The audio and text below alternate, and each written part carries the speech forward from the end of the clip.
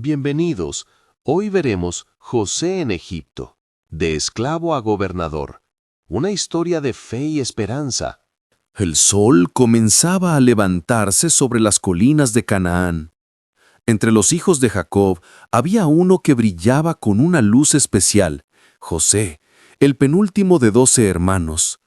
Desde joven, José mostró una sensibilidad única hacia las cosas de Dios, y Jacob, su padre, lo amaba profundamente. En un gesto de cariño y distinción, le regaló una túnica de muchos colores, una prenda que resaltaba entre las vestiduras sencillas de los demás. Aquella túnica no solo simbolizaba amor, sino también un futuro que nadie en la familia podía imaginar. Pero ese mismo regalo se convirtió en el inicio de un conflicto. Los hermanos de José, al ver la preferencia de su padre, comenzaron a llenarse de celos. La envidia se transformaba cada día en miradas duras y palabras cortantes. José, con la sinceridad propia de su juventud, compartía todo lo que soñaba sin medir el impacto que tendría en los demás. Una noche, José soñó algo extraordinario. En medio del campo, él y sus hermanos ataban manojos de trigo. De pronto, el manojo de José se erguía firme, y los de sus hermanos se inclinaban alrededor del suyo. Al contarlo, las caras de sus hermanos se endurecieron más aún. ¿Acaso reinarás sobre nosotros? ¿De veras tendrás dominio sobre nosotros? Le respondieron con ironía y enojo. Poco después, José tuvo un segundo sueño. El cielo se abrió en visiones. El sol, la luna y 11 estrellas se inclinaban delante de él. Cuando relató lo que había visto, no solo sus hermanos se ofendieron, sino también su propio padre se sintió sorprendido. ¿Acaso yo, tu madre y tus hermanos vendremos a inclinarnos a ti? Sin embargo, en su corazón Jacob guardaba aquellas palabras, preguntándose si acaso Dios estaba anunciando algo que los demás no podían comprender. El resentimiento creció. Cada vez que José se acercaba, sus hermanos lo miraban con desprecio, y llegó el día en que la envidia se transformó en traición. Jacob envió a José al campo para saber cómo estaban sus hermanos, que pastoreaban lejos, en Siquem. El muchacho obedeció sin sospechar que aquel camino cambiaría su vida para siempre. Cuando lo vieron de lejos, los hermanos se dijeron unos a otros: «¡Ahí viene el soñador! Ahora es nuestra oportunidad. Vamos a matarlo y diremos que una fiera lo devoró. Veremos qué será de sus sueños». Las palabras eran crueles y el odio encendía sus corazones. Sin embargo, Rubén, el mayor, intervino con cautela. «No derramemos sangre. Arrojémoslo a este pozo en el desierto, pero no pongamos manos sobre él». Su intención era rescatarlo después, pero no imaginaba que la historia tomaría otro rumbo. Cuando José llegó hasta ellos, lo despojaron con violencia de su túnica de colores, esa prenda que tanto los irritaba, y lo lanzaron a un pozo vacío, sin agua. Desde allí, José gritaba y suplicaba, pero sus voces eran ignoradas. Mientras tanto, sus hermanos se sentaron a comer como si nada hubiera sucedido. En ese momento, una caravana de mercaderes ismaelitas se acercaba por el camino. Traían especias, bálsamo y mirra para llevar a Egipto. Entonces Judá, uno de los hermanos, propuso: «¿Qué ganaremos con matar a nuestro hermano y encubrir su muerte? Mejor, vendámoslo a los ismaelitas y no pongamos nuestra mano sobre él, porque al fin es nuestro hermano, nuestra propia carne». Los demás estuvieron de acuerdo. Sacaron a José del pozo y lo entregaron a los mercaderes por 20 piezas de plata. Sus ojos reflejaban confusión, miedo y dolor.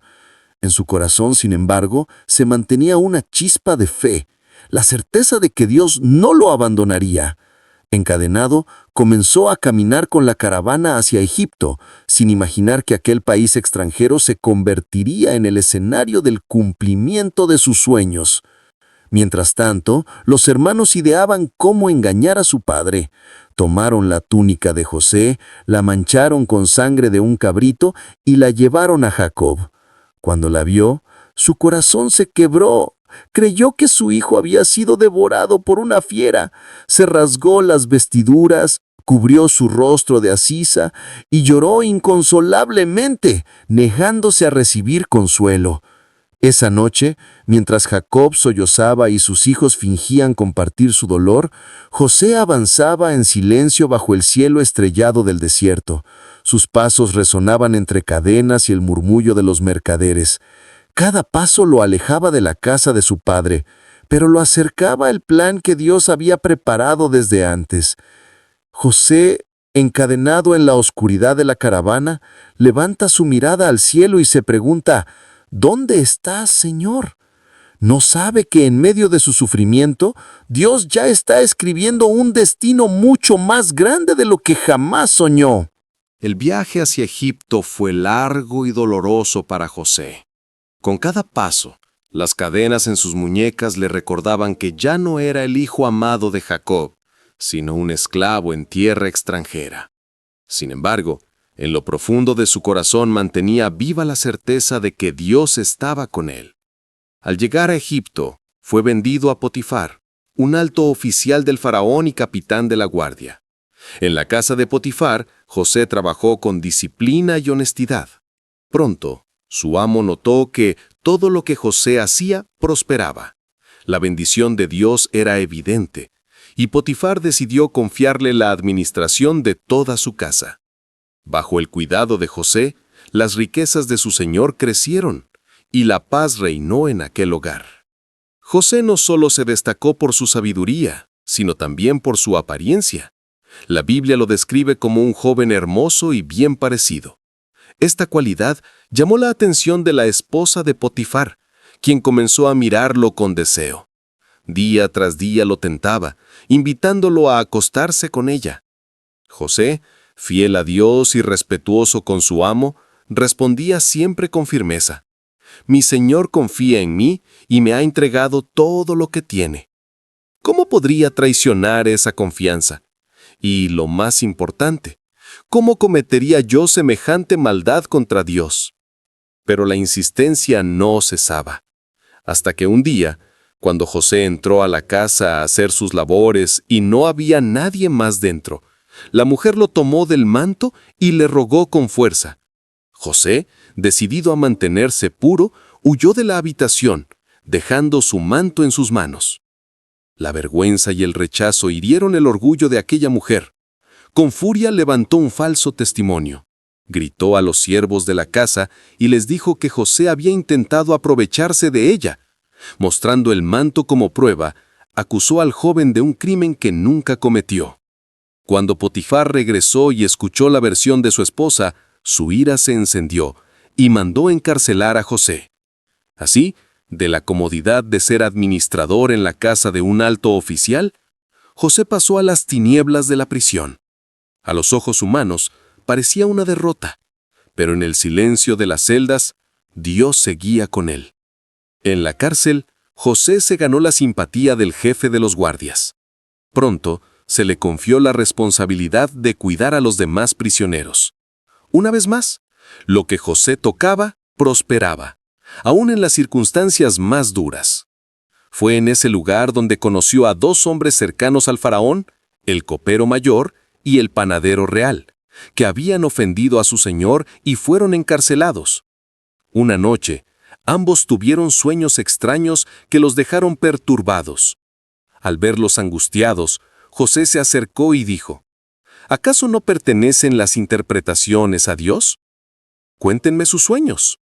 El copero relató que había visto una vid con 3 ramas que florecieron rápidamente y dieron uvas. Él exprimía esas uvas en la copa del faraón y se la entregaba. José, con sabiduría de lo alto, respondió: las 3 ramas son 3 días. En 3 días, el faraón levantará tu cabeza y te restituirá a tu puesto. Cuando eso suceda, acuérdate de mí y habla en mi favor. El panadero, animado por la interpretación favorable, contó su propio sueño. Llevaba 3 canastos de pan sobre su cabeza, y las aves comían del canasto superior. José le respondió con pesar: «Las 3 canastas también son 3 días. En 3 días el faraón levantará tu cabeza, pero será para colgarte en un madero, y las aves devorarán tu carne». Y así sucedió. Al tercer día, en el cumpleaños del faraón, éste restauró al copero y ejecutó al panadero. Sin embargo, el copero, feliz de su regreso al palacio, se olvidó por completo de José. Pasaron los días, luego meses, y José permaneció en prisión esperando. El silencio de los pasillos oscuros parecía interminable. Pero aunque los hombres lo olvidaron, Dios no lo había dejado. José, recostado contra los muros de piedra de la cárcel, mira el cielo a través de una pequeña ventana y murmura: «Señor, aunque todos me olviden, sé que tú me recuerdas». Afuera, en el palacio del faraón, los engranajes del destino comienzan a moverse. Pasaron 2 años más en prisión y José parecía olvidado. Sin embargo, el faraón tuvo 2 sueños inquietantes: 7 vacas gordas devoradas por 7 flacas, y 7 espigas llenas consumidas por espigas secas. Ningún sabio pudo interpretarlos, y fue entonces cuando el copero recordó a José. Traído rápidamente del calabozo, José se presentó ante el faraón. Humilde, declaró: «No está en mí, Dios dará la respuesta». Explicó que vendrían 7 años de abundancia, seguidos de 7 años de hambre devastadora, y aconsejó almacenar alimento durante los años buenos. El faraón, sorprendido por su sabiduría, proclamó: «¿Acaso hallaremos a otro hombre como este en quien esté el Espíritu de Dios?». Así, José fue exaltado a gobernador de Egipto, segundo en autoridad después del faraón. Le vistieron con lino fino, le dieron un anillo y un collar de oro, y todo Egipto debía obedecerle. José organizó la recolección durante los años de abundancia, y el grano se acumuló como arena del mar. Se casó con Asenat y tuvo 2 hijos: Manasés, Dios me hizo olvidar mi aflicción, y Efraín, Dios me hizo fructificar en tierra de dolor. Cuando comenzaron los años de hambre, el pueblo clamó al faraón, y éste los envió a José. Desde todas las naciones llegaban caravanas a Egipto para comprar pan. Entre ellas, un día, aparecieron unos hombres muy conocidos, sus hermanos, los mismos que lo habían vendido como esclavo. José los reconoció al instante, pero ellos no lo identificaron, pues lo veían como un poderoso gobernador egipcio. Al verlos inclinarse ante él, recordó sus sueños de juventud y comprendió que se estaban cumpliendo. Gancho final. José guarda silencio, debatiéndose entre la herida del pasado y la voluntad de Dios. Sus hermanos no saben que el destino los ha puesto cara a cara con aquel a quien habían despreciado. José, ahora gobernador, observaba a sus hermanos inclinados ante él. Su corazón se agitaba entre recuerdos de dolor y compasión. Decidió ponerlos a prueba para ver si habían cambiado. Los acusó de espías, interrogándolos con dureza, y les exigió traer a Benjamín, el menor. Retuvo a Simeón y dejó que los demás regresaran con grano para su familia. Cuando volvieron con Benjamín, José se conmovió profundamente al verlo. Preparó un banquete y los trató con generosidad, aunque aún no revelaba su identidad. Más tarde, ocultó su copa de plata en el saco de Benjamín y fingió acusarlo de robo. Sus hermanos, desesperados, se ofrecieron a ser esclavos para salvarlo. Judá incluso rogó entregar su vida en lugar de la de su hermano. Ante aquel gesto de amor y sacrificio, José no pudo contenerse más. Despidió a los sirvientes y entre lágrimas se dio a conocer. «Yo soy José, vuestro hermano, a quien vendisteis a Egipto». El silencio se apoderó de la sala.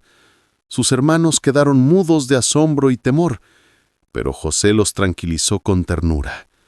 «No os aflijáis ni os pese haberme vendido aquí, porque Dios me envió delante de vosotros para preservaros la vida». El abrazo del perdón selló aquel momento. José lloró sobre el cuello de sus hermanos, y ellos entre sollozos lo abrazaron también. Lo que había comenzado como una traición se transformaba en un acto de reconciliación divina. Tiempo después, Jacob descendió con toda la familia a Egipto. El anciano patriarca, al ver a José, exclamó: «Ahora puedo morir tranquilo porque he visto tu rostro y sé que vives». Egipto se convirtió en refugio para Israel en medio de la hambruna. La vida de José enseña que, aunque el dolor y la injusticia parezcan dominar, Dios transforma las pruebas en propósito.